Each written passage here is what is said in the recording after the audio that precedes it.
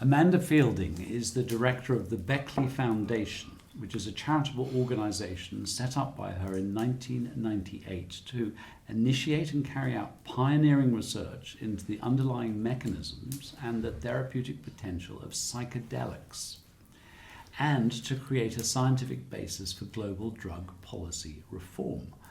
Amanda is perhaps the original disruptor, reopening the whole field of research into psychedelics from psilocybin to LSD, MDMA to DMT. Now, 2 decades later, let's catch up on what's happening in this exciting new frontier of psychedelics for mental health, happiness, and connection. Welcome, Amanda. Thank you. Hello. What was it that got you first started in this research into psychedelics?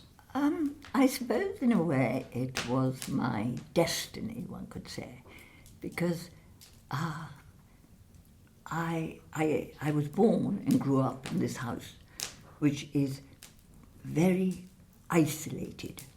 It's surrounded by 3 moats and it's on the edge of a fen, and it feels as though you're right in the middle of nowhere. And so my whole childhood was as if we were in the middle of nowhere. And so it was very isolated, and I had charming, intelligent parents, but my father never really made any money. He pottered at farming, and he was really a painter. And so it was a kind of mixture of peasant and a quite high intellectual background in the case of my father's. So it was a funny, outside the norm background, and a very strong influence on me was my father's best friend, who he picked up when he was at Oxford. He was very lazy, and he picked up this rather genius figure to do his essays and do his work for him, who then came and lived here at Beckley. And he was called Bertie Moore, and he became a rather famous, in a way, Buddhist monk, because he was the first person to translate into English. It's called The Path to Purification, which is the kind of core Buddhist thinking. And he was my godfather. So although I never met him, he was a very strong influence. So from a very early age, I was fascinated in the mystical experience. As a child, I had mystical experiences, as I think most children do. And I dreamt magic adventures with mystical experiences in them. And this is a very kind of mystical, fantastical place to wander alone as a child kind of thing.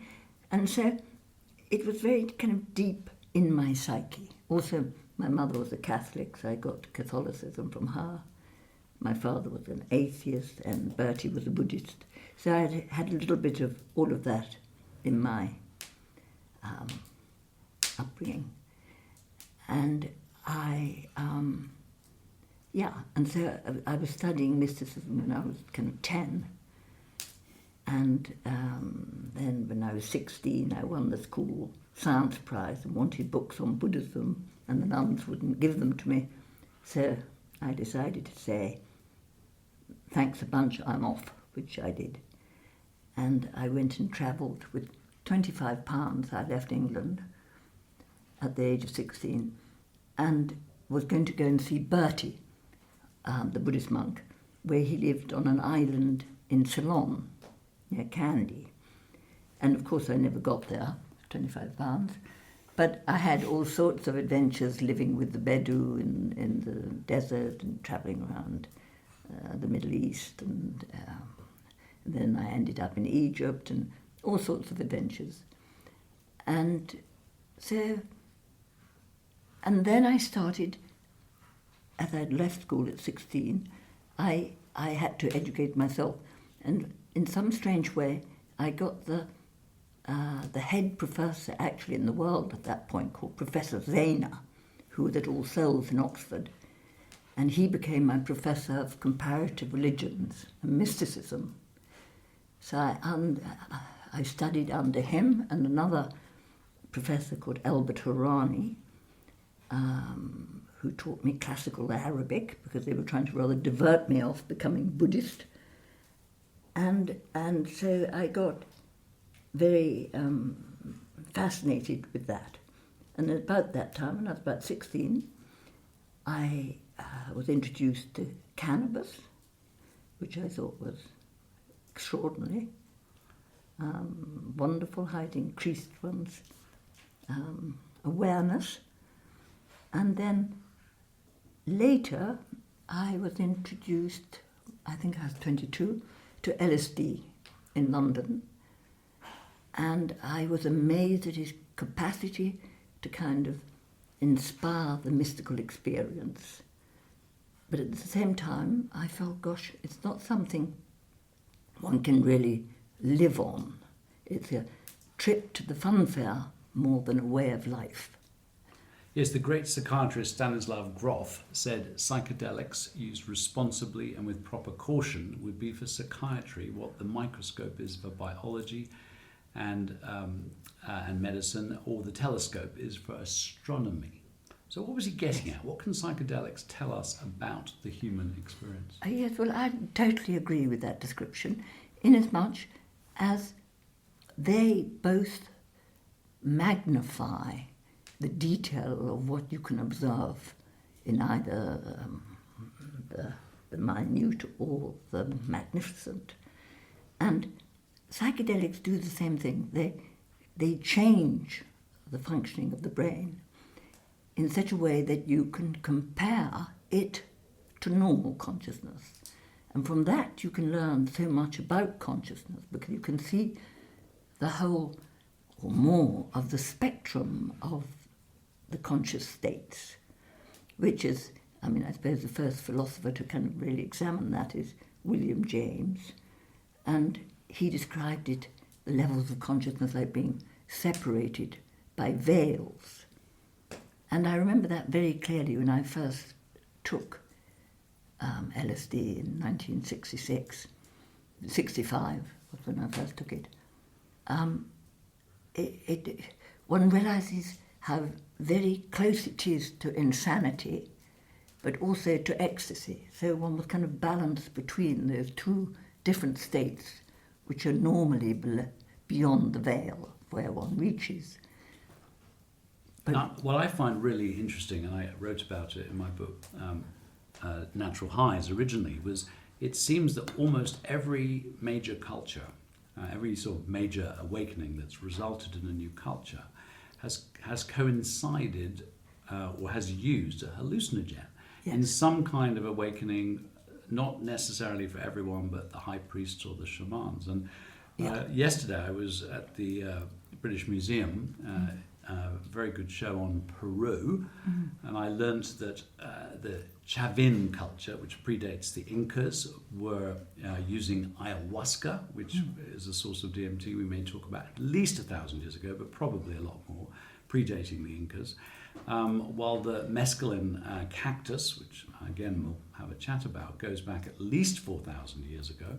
The Greeks, which is kind of the origin of our Western culture, they had this drink kion, which they think from the ergot fungus contains something similar to LSD.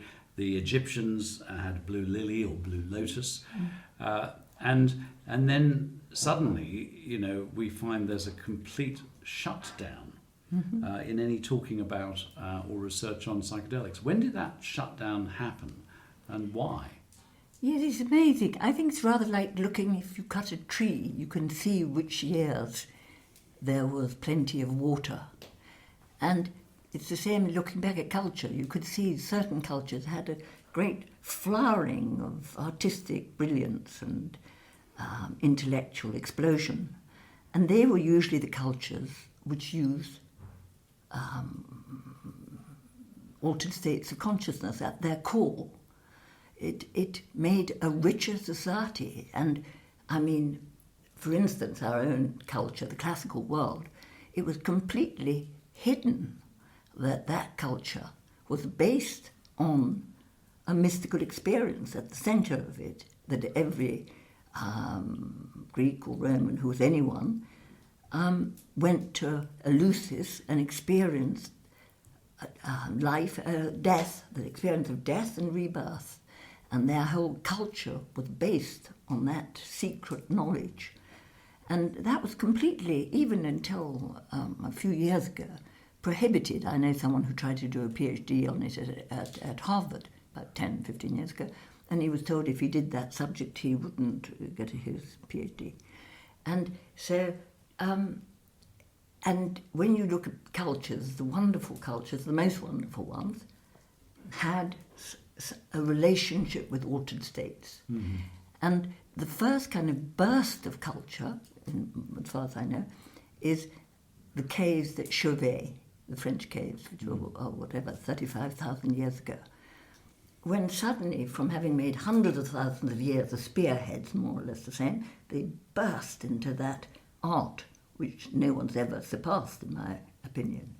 And you can tell that the artists who did this at the pitch dark inside of the world, Earth, with flames, did it in an enhanced state of consciousness, because the brushstrokes are so orgastic. I, as a painter, know that you only do that sort of art when you're on a high level. And so it's rather wonderful to think right at that beginning of human culture, our ancestors were experiencing these altered states. I'm absolutely sure of it. Well, yeah, I mean, that very idea that that some of these ancient rock arts may have been influenced through the use of psychedelics was heretical. And one of my dear friends, David Coulson, who's perhaps one of the world's experts in rock art, eventually got to the point where he concluded, yes, that is the case. By the way, one of the sort of reasons why that occurs is that there are certain hallucinations, certain patterns, certain waves, certain kind of explosions of what we see, yes, that occur on psychedelics and are in these ancient you can drawings. Recognise them. Yeah, yes. so that's it. But yes. then, when did it all get shut down? When did and why? I think like Was this Nixon? In Greece, Eleusis was a secret thing. On threat of death, you didn't talk about it, and that's maybe why Socrates had to kill himself, because he shared the psychedelic at the dinner party with the charming young, whatever his name was, philosopher. And so I think it was very often esoteric thing, the change of the altered states of consciousness. It was at the centre of the culture, but maybe they were the priest caste or the kings or the kind of special people. Not always, but I think quite often it was that. And so they like to keep it for themselves and keep the rest of the people slaving away building the pyramids or whatever they were doing. But maybe if they took too many psychedelics, they might revolt against being the builders. And so, to a certain degree, maybe it was always kept to a certain degree secret. But I think Christianity was a very bad move for altered states of consciousness, although I'm sure it started with that. I'm sure that Jesus was part of a sect which went to the desert and experienced altered states. And I think there was a whole world of mystical people, mystics. Obviously there was, and in early 500 BC, with a great spark of rich intellectual explosions. And I think certain periods there was more of the altered state, which made these explosions of new ideas. And all I think definitely Christianity and kind of known religions weren't, they liked the priest caste to be the top dogs, and then they slowly forgot the experience and kept the words, And so the word replaced the experience to the cost of civilization, in a sense. And so I think, and then we have the Inquisition and all of those things. And then there's the sort of shutdown in, what is it, 1960s or something? You know, the LSD is discovered, yes. It starts to, you know, what was it? Explode, and maybe people think it's more fun making love in the park than going and getting killed in Vietnam. Yeah. And then Nixon shut the whole thing down big time. Yeah, and because actually it was completely expedient for dominating culture. People don't like anarchists or people who think for themselves. It's not good for the controllers. No government likes kind of talk of revolt or independence. So it's always probably been slightly uncomfortable for rulers. Yes. Too much a bit face. Subversive. Yeah. And then, in a sense, you start getting involved in research, leading to the Beckley Foundation. When was that? When was your first trial? Well, I suppose that started in 1966, when at this party I went to in London, where Ravi Shankar was playing, I met a Dutch scientist called Bart Hoekes. And he was a doctor and scientist, and he had two new hypotheses about how underlying the altered states of consciousness, which you get through many different ways, like fasting, meditation, exercise, but also through the use of a psychedelic such as the LSD,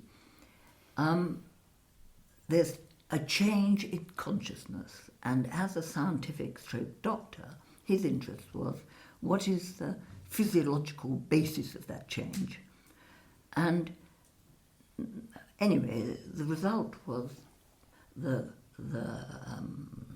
hypothesis that there's an increase of blood in the brain capillaries, so that the overall volume of blood in the brain capillaries is increased due to the constriction of the veins, and so suddenly billions more brain cells are provided with energy, glucose and oxygen, and so there's more simultaneous functioning. And that brings about a changed form of consciousness, where the ego mechanism, which was a mechanism, this is trying to condense it all, a mechanism that the upright talking ape developed because of the loss of blood from its brain, so it was short of blood.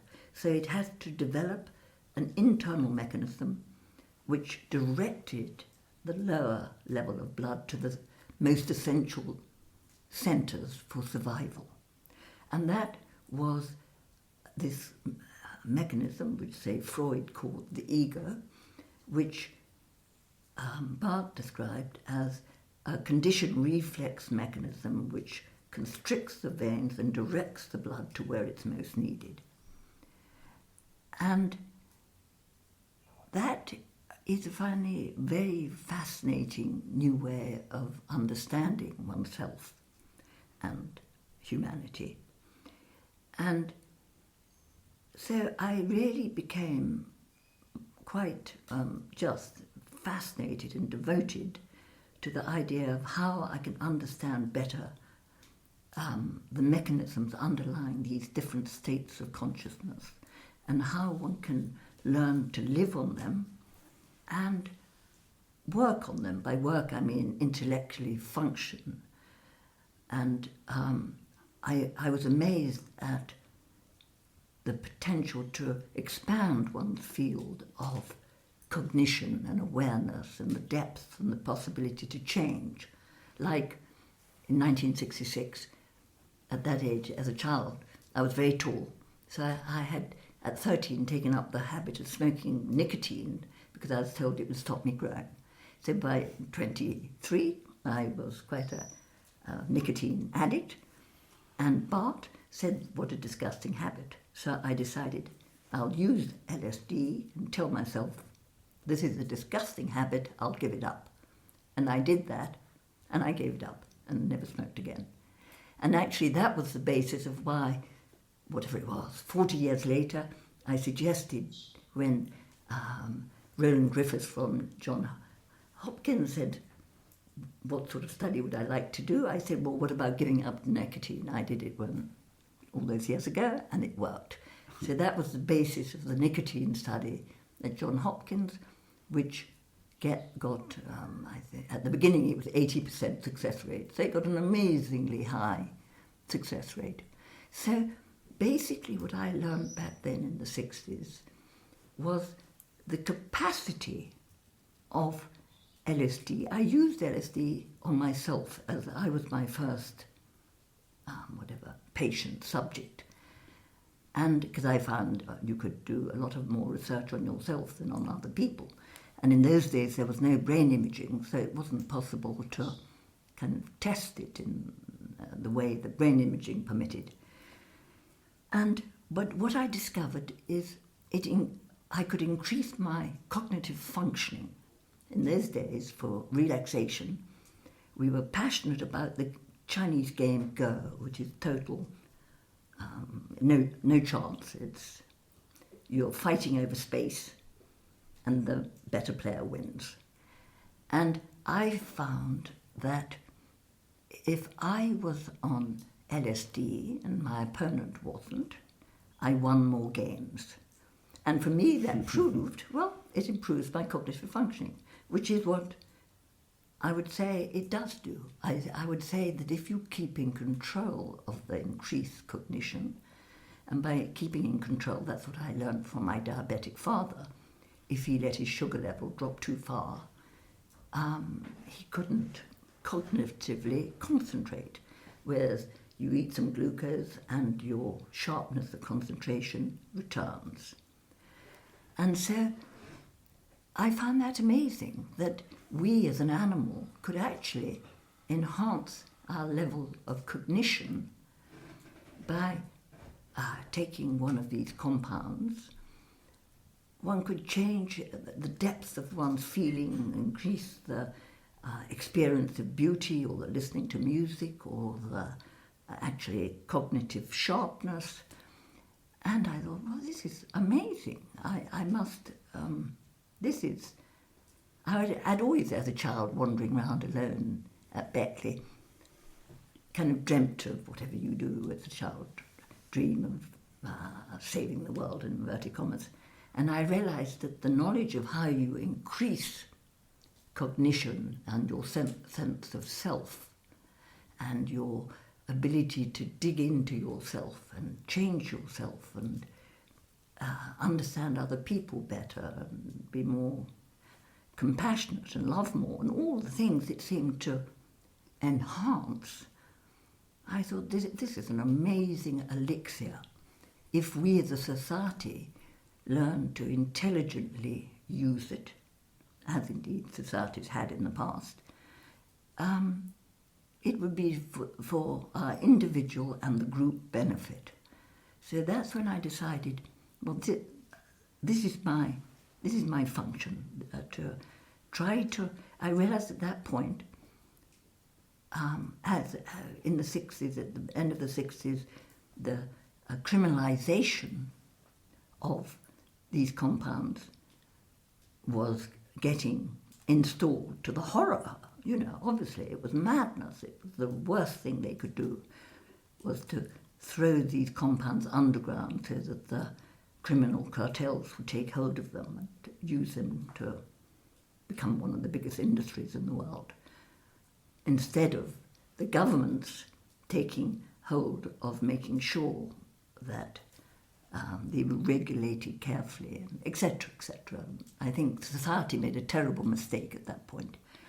And your sort of left field explorations started to become a little bit more centre stage and mainstream. I remember Professor David Nutt. I think you established a connection Yeah, with him, and then we had the first sort of major trials. Was it on psilocybin? Well, that was later. That was after kind of 30 years of trying to,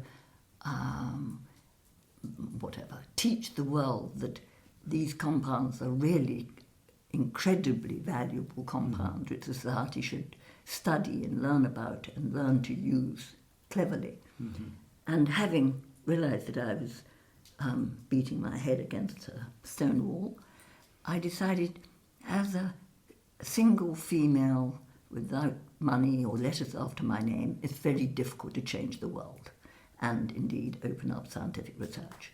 So I decided, I was an artist, so I decided, well, I'll become a foundation, and that will give me more standing. And actually, you can just become a foundation. It's just a word. It costs you, whatever, a few £100, I think. And the clever trick I had was I got the top neuroscientist in England, a charming man called Colin Blakemore, came on my advisory board. I also asked Albert Hoffman, who I was a friend of by that point. And he was the discoverer. He was the discoverer of LSD, and a wonderful, wonderful man. At that point, nearly 100 and as sharp as a button and absolutely charming. And because of them, and then I got kind of 15, 20 of the top scientists in the world to be on my advisory board. And then that gave me a certain status. So then I realized, well, we can't do research because one couldn't, as I said to Colin Blakemore, let's do research to compare the different compounds, the illegal compounds with the legal ones. So cannabis, psychedelics with alcohol and heroin. And he said, well, there's no chance that one could do research which is beneficial on the psychedelics, because if it was beneficial, they wouldn't get published. And in any case, there's been no research done on them, so you can't do that. So we did a scale of harm, which became very influential, actually. So anyway, at that point, I got these people on my advisory board, and then I thought, well, I'll try to influence from the top. And so I decided to give seminars on the science behind the knowledge. What do we know about how these compounds work? And my special focus was obviously cannabis and the psychedelics. And so I set up a series of very top-level seminars at the House of Lords, and I asked presidents and the Home Secretary and the head of NIDA and all of those sort of people who all, for some reason, loved to come. So I would design the research and what we talked about, the talks. And so Dave Nutt was one of the people I asked. So they were the head of Robbins from Cambridge, Colin Blakemore from Oxford. We had the top people coming and talking. And they were very influential at opening up the fact that these compounds, like the head of NIDA said, it was in... NIDA is the National Institute of Drug Abuse Addiction, or Addiction, addiction, yeah. Something which was spending X billion on suppressing drugs. Very charming man who was the head of it, just retired. He said that his experiences with LSD were among the most important of his life, to the amazement of the Americans at the thing. And anyway, so then I was... Actually, at that early point, I wanted to start a centre at Oxford with Colin, but to study psychedelics. And we could have done it if one could have raised the money necessary, but I couldn't raise the money. So then later, I suggested to Dave Nutt that we work together, and he was very open-minded, and he'd never taken a psychedelic, but he was very interested in the whole concept. And so we started a very productive relationship, working together for about 20 years. First we started it at Bristol, where he was, and then when he moved to Imperial, we started the Beckley Imperial Psychedelic Research Program, and did the first research using fMRI to study psilocybin, how it works, and we discovered that I was wanting to do brain imaging to prove or disprove the hypothesis that I had lived on for the last 30 years about changing and blood-brain flow and activity. Brain imaging was my great passion, and I couldn't do that without being in collaboration with someone who had access to that technology. So with Dave, we set up the program. The first person we trained was a young student called Robin K. Hart Harris, who became our first investigator. And so there we did the first study to investigate the use of psilocybin in overcoming treatment-resistant depression. And psilocybin is magic mushrooms. You know, and we got very, very successful results, much more successful than any offered treatment. Because treatment-resistant means you've tried several treatments and none of them have worked. Yeah. And we had a 67% success rate of overcoming depression, which was extremely high. And then with John Hopkins, I did the one with psilocybin overcoming nicotine addiction, and that had 80% success. So those two studies made global ripples. People suddenly had to think, gosh, this is quite something. And so I'd always realised that the only way to break the taboo on these compounds, which had come so strong because the whole of the governments were putting their forces into, and the whole of the media world, saying how evil they were, was with the very best science, by demonstrating the possible benefits. Yes, and then one of the radical trials was with Professor David Nutt, was MDMA, so ecstasy, on trial live on Channel 4 during neural imaging. And that was amazing to actually see this being openly explored with a group of people having MDMA and seeing what happens in their brain. And what did that teach us about what happens in the brain? Well, I don't think it was as... I think it was good in that people kind of saw that serious people were working with it. And obviously it enhances empathy, which makes it very, very good for overcoming trauma. And so that's what it really demonstrated, that it can be a wonderful gain to being able to approach those horrifically painful memories, which normally you can't get near. And so that gave birth, or strengthened the concept of using MDMA to overcome post-traumatic stress disorder. And that's a very successful project, which is now going on, led by MAPS in America for veterans.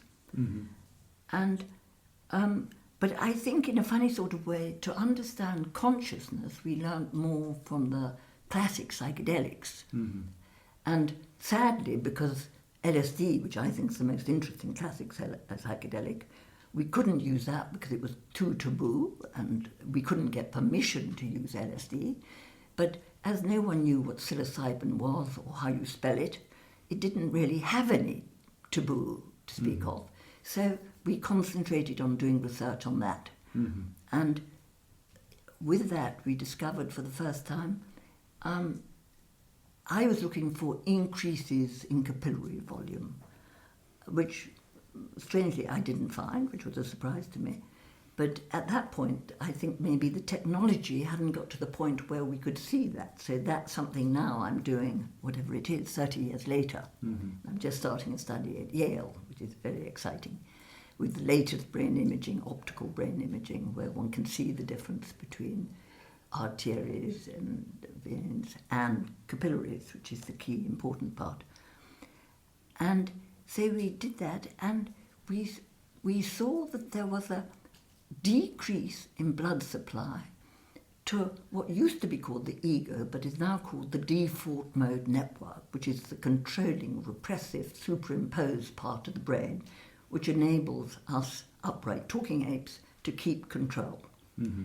And because it was already known that psychological disorders like depression and addiction, there is excessive activity in the default mode network, we thought maybe with psychedelic, which decreases the blood flow to that part of the brain, we might be able to help heal it. Mm-hmm. And that is a very fascinating thing. What we learned is that reducing the controlling, repressive power of the default mode network, or the ego as it used to be called, allows the brain to be more interconnected. The whole brain starts to connect with other parts of the brain. So suddenly the whole brain is alive with connectivity. And that creates a kind of experience of mystical experience, the experience of unity, of awe, of wonder. And strangely, we discovered that it was people who underwent that experience who had the most success in overcoming their depression or addiction or whatever it was they were trying to overcome. So it's rather fascinating that at the centre of the new science is actually the spiritual experience, which science had kind of killed off. Mm-hmm. So, and actually this is something I'm still very keen, and I'm in the middle of setting up a big study looking at the mystical experience from different brain imaging modalities to try to learn more about it. Yes, and there have been trials covering treatment-resistant depression, post-traumatic stress disorder, and very interestingly, trials helping the terminally ill in tremendous states of anxiety and depression prepare for death. Yes, that is a wonderful series of studies using full dose psilocybin, or it could equally well be LSD, with sufficient preparation, and then the experience, and then the integration. And what is found is that people who've got a terminal illness and are naturally suffering dreadfully, not only from the illness, but the kind of fear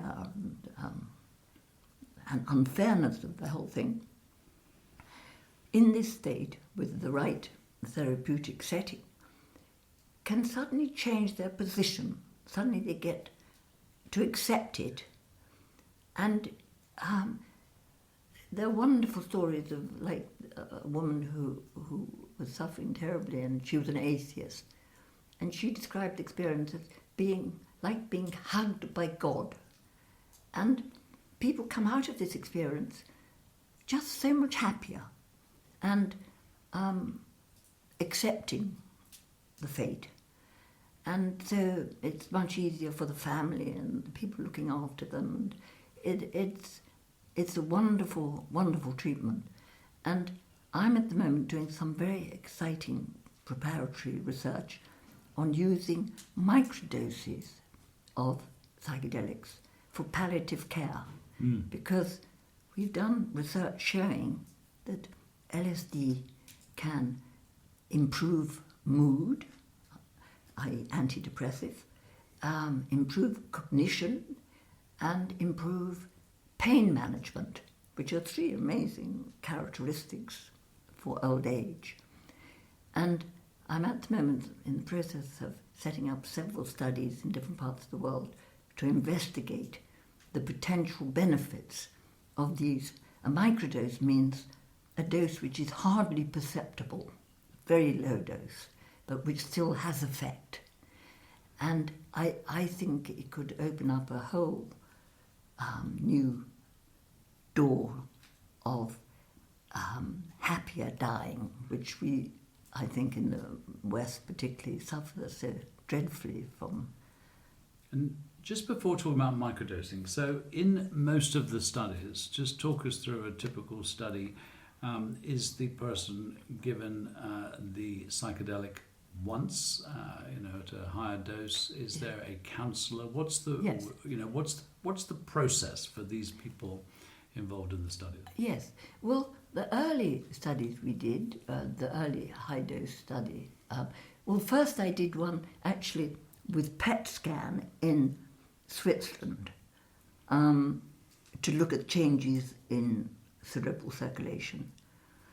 But then the next one was at Imperial, the part of the Beckley Imperial program, with psilocybin, looking at whether it could help treat depression. And there, first, obviously, the participant, first one would have to test whether it was suitable for the participant to have a full dose. And then they would be prepared for it with kind of sessions with a guide who would know about the experience and prepare them for it. So it wasn't a shock, it was prepared. And then it became quite habitual, but it doesn't have to be that way at all, that the participant would be prepared, and then when they took the dose, they would lie, they would maybe have an eye mask on if they wanted, and listen to music, and then it would be a very internal journey, but they'd have most usually two guides or sitters who would be there as quiet people to make them feel secure and hold their hand if they want, be there as guides and companions.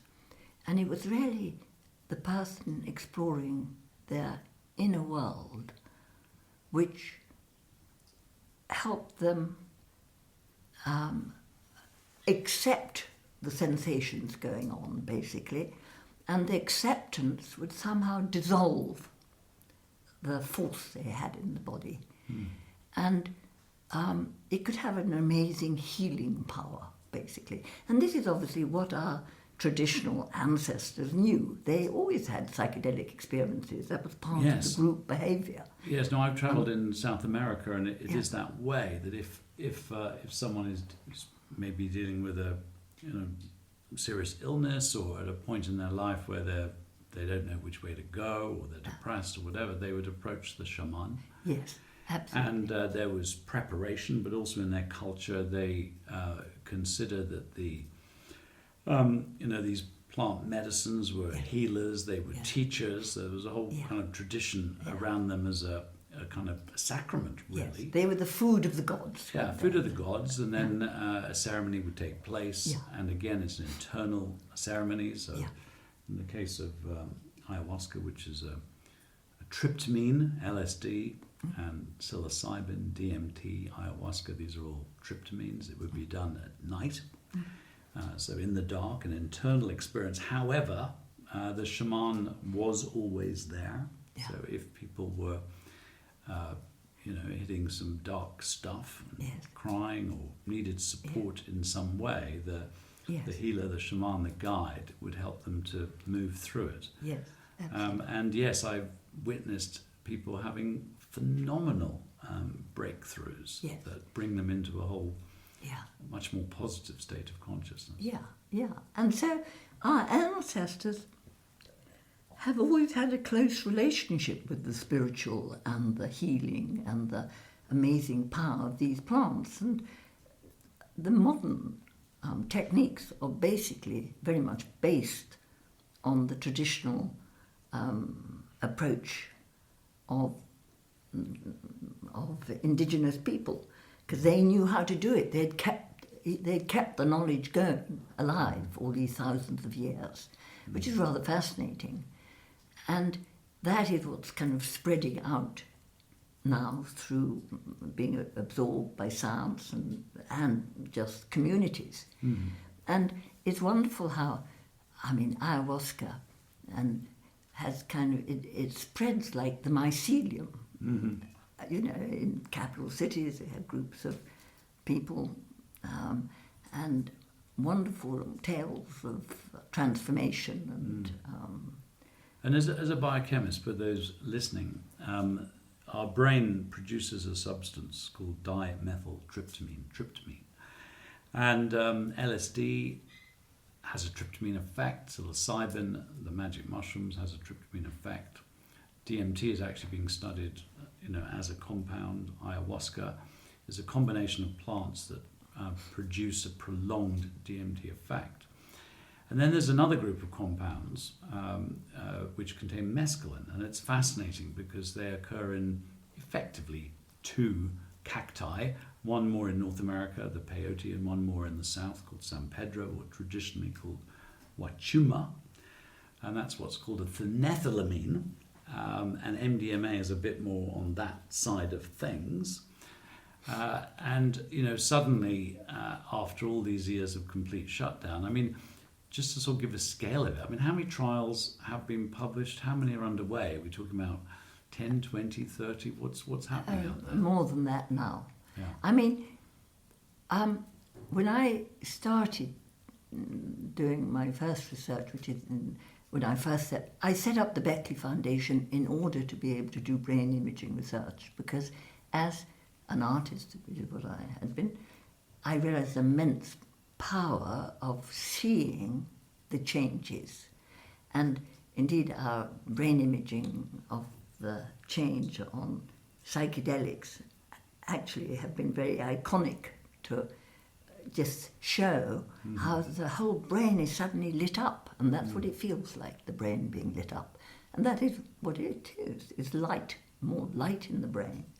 And in that, it makes the brain more neuroplastic, more capable of change. And that's a very key happening, that suddenly with these compounds which carry out their effect through the serotonin 2A receptor, which brings about a cascade of changes, which in our hypothesis increases the capillary volume in the blood, so you suddenly have 90% of the brain working as opposed to 10, or whatever we like to say. You suddenly have much more of the brain working, and so you're much more neuroplastic. It's much looser. It's like molten metal which can be formed, and then out of it the person can come out transformed, rather like a phoenix. It's like growing out of the fire a new, hopefully better adaptation to reality, so the person comes out stronger and healthier. And so, as opposed to modern medicines, which are produced by the pharmacological world, which is basically, in the last 30 years, SSRIs, which are basically slightly depressants. They keep the pain down more than open it up, so it can be fully experienced and hopefully set flight away. So one helps you avoid the pain, and the yes. other one helps you really look at the source of your pain, discomfort, and despair, and everything else. And hopefully kind of fly out above it. Now, in terms of dose, I know LSD trips, back in the 60s were sometimes 100, sometimes 200 micrograms. Yes, 250 micrograms was normal in the 60s. And that was too big, really. And in the sort of psilocybin studies, the high dose studies, what's the sort of equivalent dose? Is it in that zone? It can be. Depending on what, if you're trying to treat alcohol addiction, say, it needs quite a high dose. So different doses are used for different situations, but if you're trying to get the peak experience, which is when the brain is most neuroplastic, meaning is most able to change, then usually that's a dose in LSD terms of above 100 micrograms. But a microgram is so tiny, it's unbelievable how low the dose is in a compound like So LSD. when you talk about these new microdosing studies, what sort of dose That is is then, let's say, 1/10 of a small modern dose. I mean, in the old days, the dose was 250. So nowadays, say, an LSD dose is 100 micrograms, or maybe a normal dose. And a microdose is, say, 10 microdoses. So you have 10 microdoses in one small full dose. So it's very, very low dose. And, well, I've done quite a few studies investigating microdosing because I think it's an amazing way of getting advantage of the changes which these category of compounds can make in the human brain, but at a very manageable level. And so,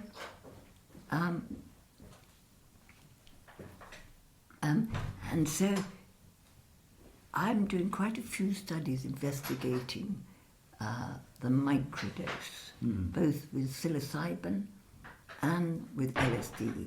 So we've done efficacy and safety and always comparing it with the placebo. And what we saw was that at 20 micrograms, which is still a microdose, it increases mood, improves mood, increases cognition, and it increases pain management. So those are three amazing facilities because Certainly. what they do, I also work with what's called translational research, which is where you work with mini brains, which are artificial brains, so you can see how it works on brain matter. And say LSD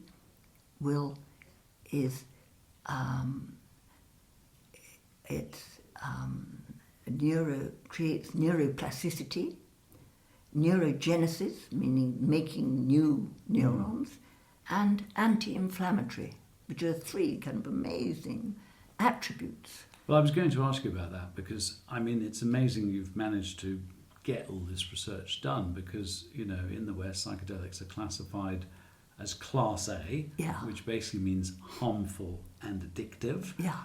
And the idea out there is they harm the brain. Yeah. So is this true? Are they harmful? Are they addictive? Well, do they harm the brain?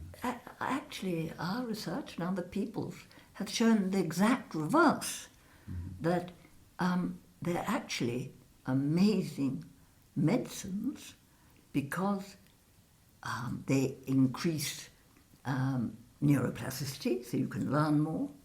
They increase neurogenesis, so it makes the body healthier, and I think you'll find that they're absolutely amazing. I'm beginning to work on these compounds in the treatment of Alzheimer's and Parkinson's and neurodegenerative illnesses.